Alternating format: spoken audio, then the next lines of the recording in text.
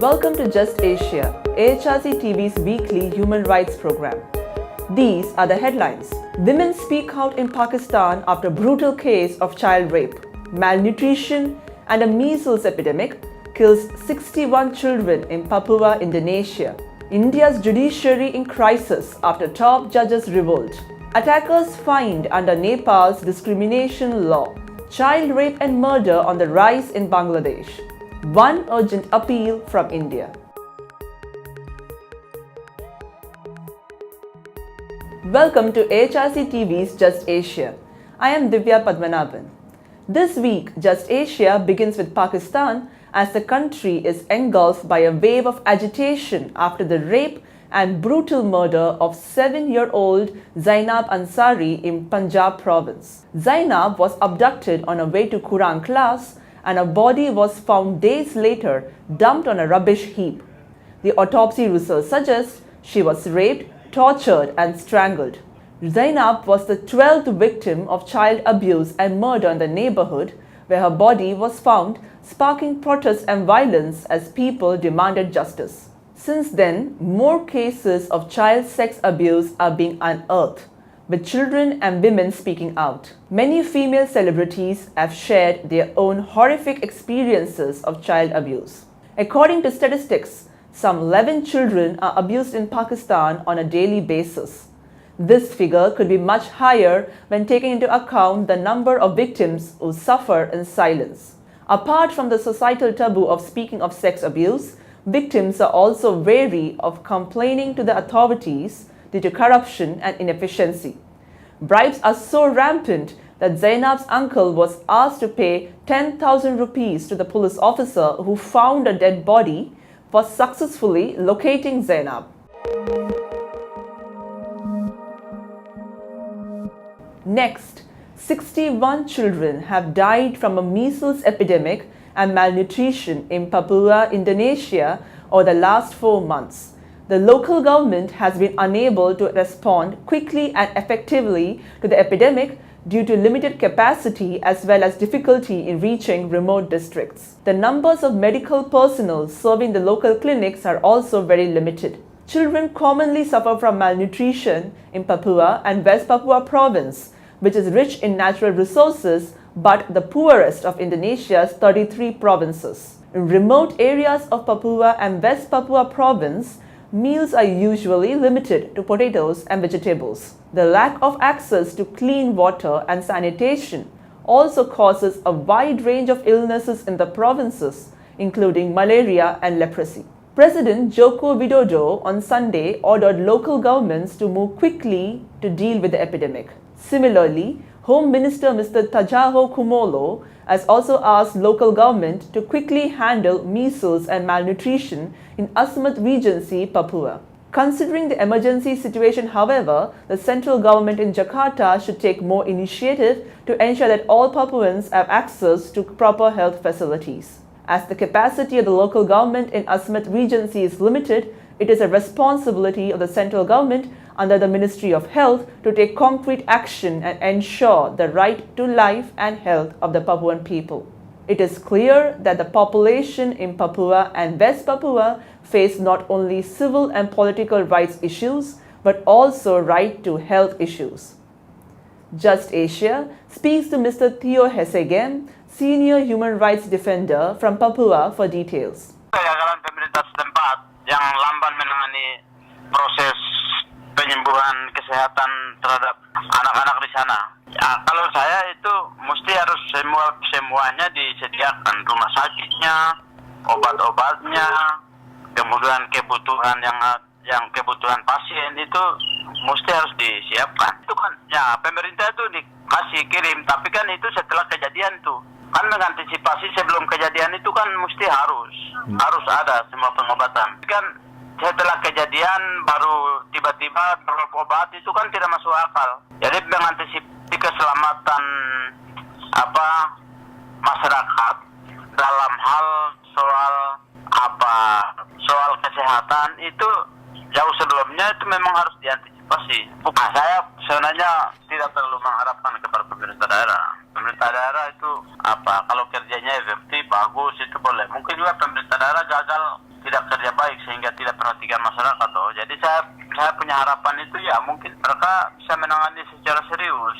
Jadi tidak bisa dianggap bahwa kesehatan itu hal yang biasa. Itu banyak orang meninggal.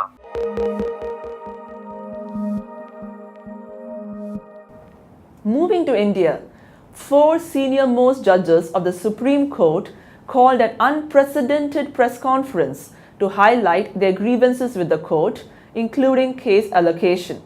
Justices Chelameshwar, Gogoi, Lokur and Kurian Joseph held a press meet at the residence of Justice Chelameshwar, the second in line after Chief Justice of India, Justice Deepak Mishra.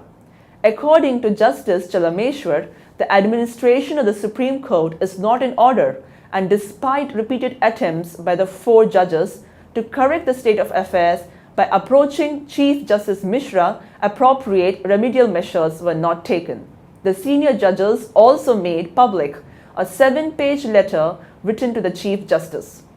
The letter noted problematic case allocations, stating that the Chief Justice is the first among equals and his position is not a recognition of any superior legal or factual authority. The letter also questioned various actions of the Chief Justice which have come under the scanner over the past few months.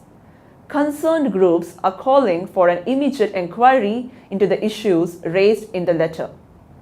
Just Asia speaks to Urmila Pulat, researcher for AHRC's India desk, for her views. The recent press conference called by the 4 senior-most judges of the Supreme Court has thrown the nation into a tizzy, and we are left wondering how bad the situation was within the Supreme Court that drove them to this unprecedented step. This has never happened in the history of the Indian Supreme Court, and what has the implications of this is that this is an action against the functioning of the Supreme Court as administered by the Chief Justice of India, Deepak Mishra. The issues thrown up by the press conference are multifold. While the Chief Justice of India is considered the master of the roster, the issue that we really need to ask is why a single individual, whether that's Chief Justice Mishra or anyone else in his place, given the power to allocate cases? Does this not cause the risk that the 4 judges are pointing out? That is the capacity and tendency to influence outcomes. The second is that can cases not be allocated in a random manner across benches using technology without the interference of a human being, of an individual, so as to keep bias to a minimum? And finally, corruption in the higher judiciary is an issue of huge magnitude, a serious concern for the rule of law of our democracy. And all of the concerns brought up by the judges and senior advocates needs to be investigated independently, keeping in mind best practices from across the world.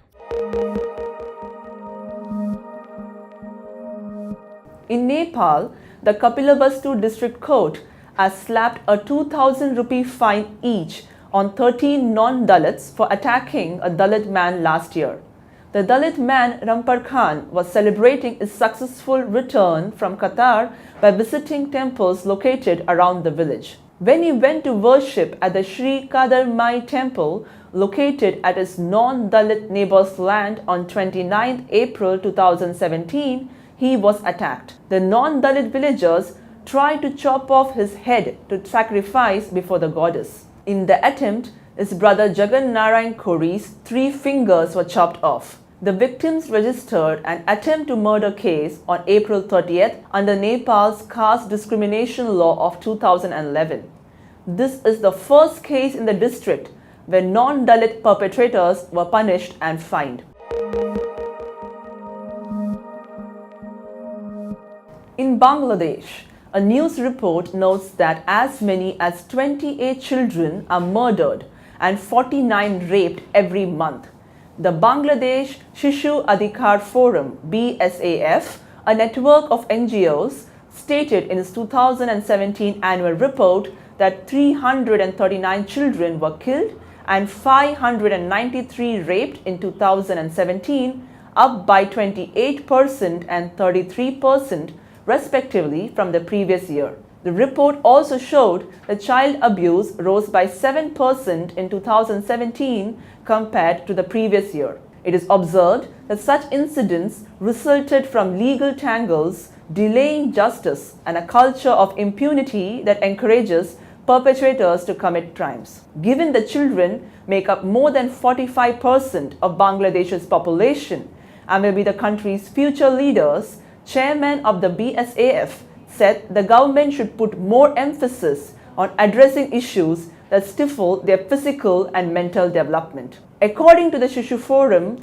working to protect child rights, a special provision in the Child Marriage Restraint Act of 2016 allows the marriage of children of any age under some circumstances. This could create an environment for sexual abuse and even murder of children. While Bangladesh has increased the budget allocation for 13 ministries dealing with children's issues, this can only help if the money is well spent.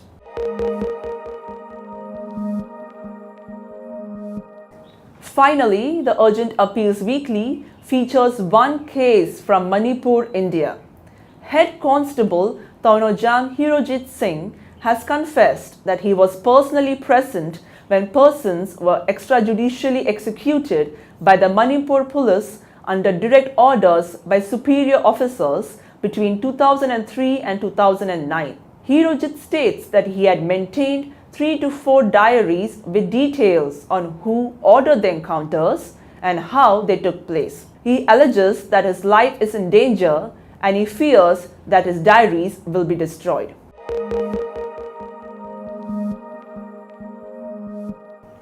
This is all for this episode of Just Asia. For more on these and other issues, please visit www.humanrights.asia or www.alrc.asia/justasia. Thank you for watching and see you next week.